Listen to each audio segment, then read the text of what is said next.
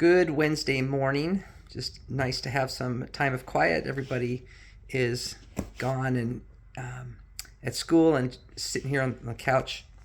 My dog, who's also feeling a sense of just peace on this Wednesday morning. But I recognize the fact, I think we all do, that not everyone is experiencing peace in this new year. Sometimes we say goodbye to one year and we say, oh, so glad that that year is gone.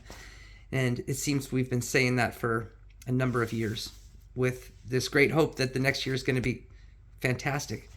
I found myself the other day saying to someone, God willing and the creek don't rise. I'm not sure where that phrase actually came from, but it was appropriate because I'm watching the water on the levee rise towards the top, and so many dealing with flooding, and this new year has not brought a great amount of peace. There's so many people around us that we can be aware of and we can look and serve as we continue in this series about going out and looking for ways to serve others as a way of serving God, of loving God by our service.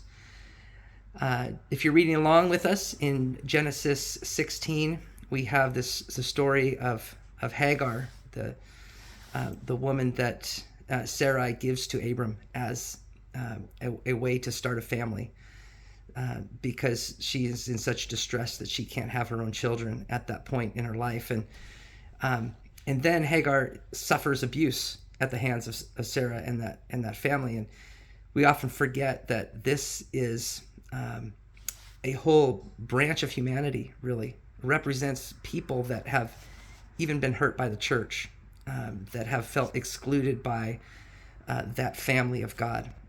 Sometimes we've been the ones that have caused that, and many times we haven't. But we have an opportunity to say, God sees you too. She even has a conversation with God. God comes and meets Hagar in the midst of her distress, amidst of the abuse that she's suffering at the hands of Sarah, and says, I see you. And she names God El Roi, which means the God who sees me, which I think is just fantastic. How great it would be that all of us could have that kind of experience where we meet God in a place where we know for sure that God sees us in the midst of the floods that rise, the abuse that we might suffer at the hands of others, and the oppression. But for us to have an opportunity to be that place where we can tell other people, God sees you.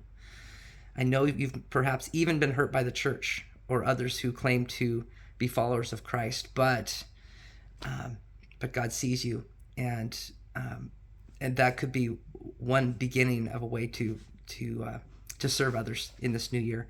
And so my encouragement is just for us to be on the lookout for those and to have opportunities to say, God sees you, and for us to know that too. Have a great day. Kirby, say goodbye. Peace be with you. Take care.